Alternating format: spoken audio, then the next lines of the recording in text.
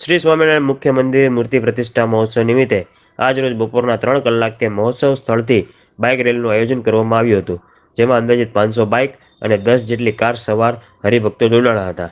આ રેલીમાં આખા મહુવા શહેરને મૂર્તિ પ્રતિષ્ઠા મહોત્સવમાં આવવાનું આમંત્રણ આપવામાં આવ્યું હતું. સાથે સાથે વ્યસન મુક્તિ, સ્વચ્છ ભારત, બેટી બચાવો બેટી પઢાઓ, પર્યાવરણ બચાવો અને વૃક્ષારોપણના સંદેશ મહુવાની જનતાને પાઠવવામાં આવ્યા હતા. તારીખ 8/1/2025ના રોજ નીકળનાર મહોત્સવની પોથી યાત્રામાં બધાને જોડાવાનું આમંત્રણ આપવામાં આવ્યું હતું.